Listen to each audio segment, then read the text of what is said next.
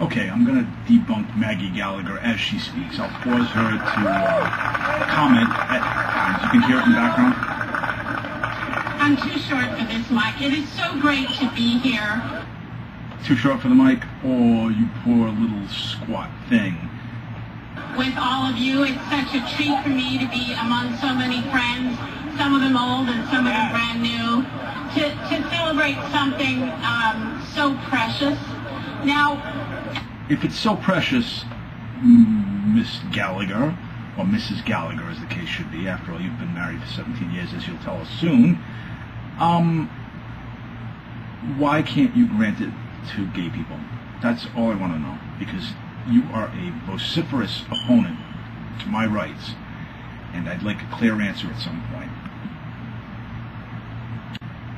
As marriage, I learned a long time. I'm going to speak very briefly. Some of you who know me well know I can go on and concur. Yes, you can bloviate regularly.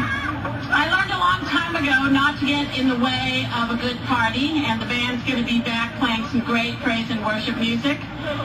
Especially when that party is followed not only by a marriage ceremony, a vow renewal ceremony, but also by ice cream. So let me tell you why I'm here and why I think so many of us are here. For those of you who are here because your own marriage is such a wonderful thing to celebrate, we all want to celebrate that with you here today. Yeah, and maybe you'd celebrate mine someday, you bitch. I've been married now, it'll be 17 years in January. For those, and this is where we have to pause. Here, but, in September, Kiran and I will celebrate our 17th year. So, that dispels the myth that gay couplings don't last. They do. Let's continue on with the video.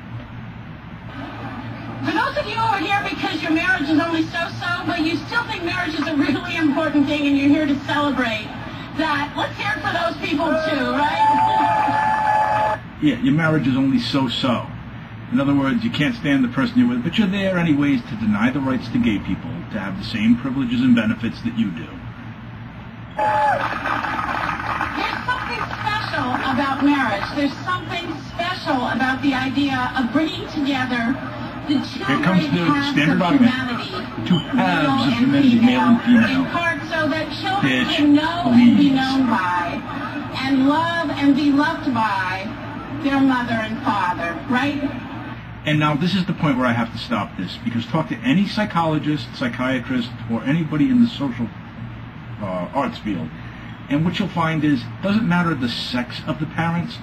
What matters is consistency and being there with the child, which is consistency.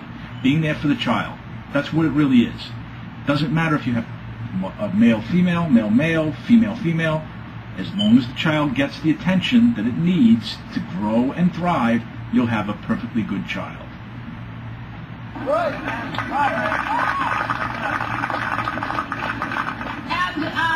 I'm a Christian.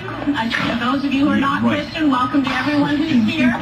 But as a Christian, I want to say that we all know that there are particular reasons that God has laid out about marriage. But Okay, what are those particular reasons? I'm anxiously awaiting hearing that.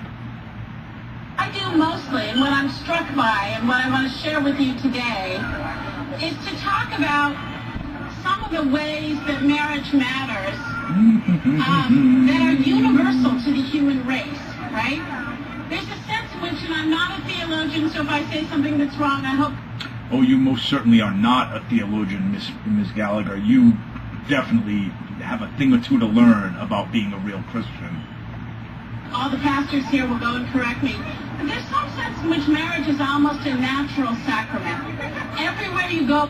I need to bring up that when you come up and say a natural sacrament, not only the God thing, but natural sacrament. Natural is used to point towards a God, basically, or a creationist that created man and decided that a man and a woman will be one, as in Genesis when, he took the rib from Adam, made woman, just shit like that.